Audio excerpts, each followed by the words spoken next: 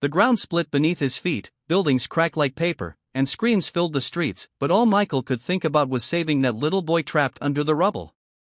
Michael Turner, a 36-year-old single father, had faced many storms in life, but none like this one. It was supposed to be an ordinary morning in Los Angeles. He had dropped his 8-year-old daughter, Lily, at school and gone to work at the construction company where he had been employed for nearly a decade. But by noon, the earth itself decided to test him in ways he never imagined. The earthquake hit hard, 7.8 on the scale. Sirens wailed, glass shattered, and chaos erupted everywhere. As people ran for their lives, Michael saw a collapsed car near the office gate. Beneath it, a small boy was crying, trapped by debris.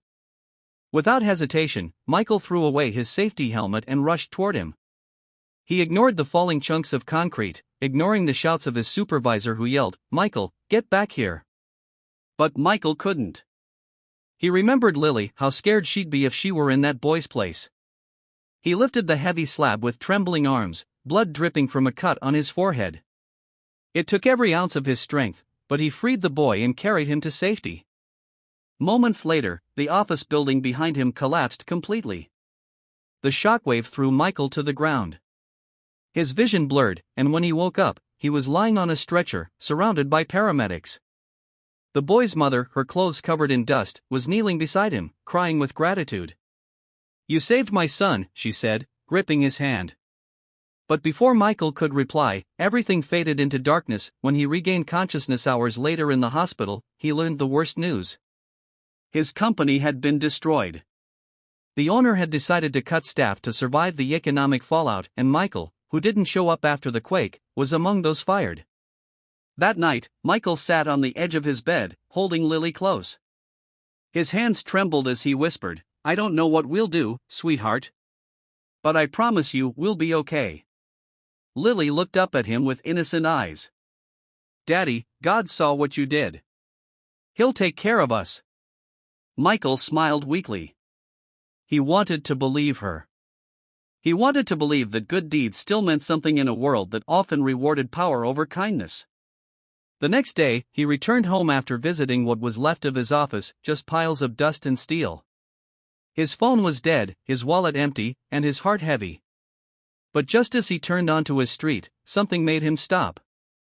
His small, worn-down house was surrounded by 10 gleaming Ferraris. Red, black, white, all lined neatly in front of his gate. Neighbors gathered, whispering and pointing. Michael froze, thinking it must be some mistake. To his surprise, her office door was open. She looked fresh, professional again, as if last night had never happened.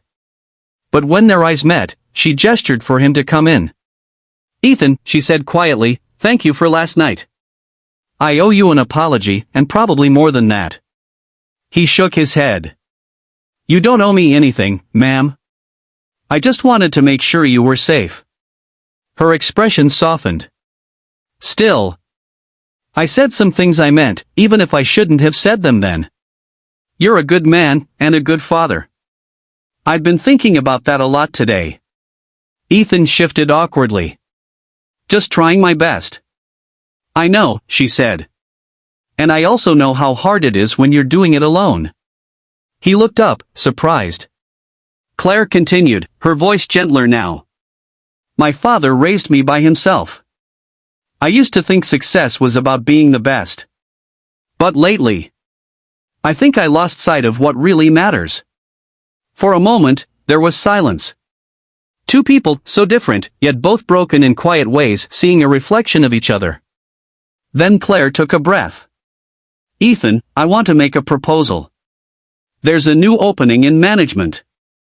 You've been doing the work of 3 people for months without complaint. You deserve better." His mouth fell open. "Are you serious?" She smiled. "Completely. And this isn't charity. It's recognition." Weeks passed, and Ethan's life began to change. The promotion meant he could finally afford better childcare for Lily and start saving again.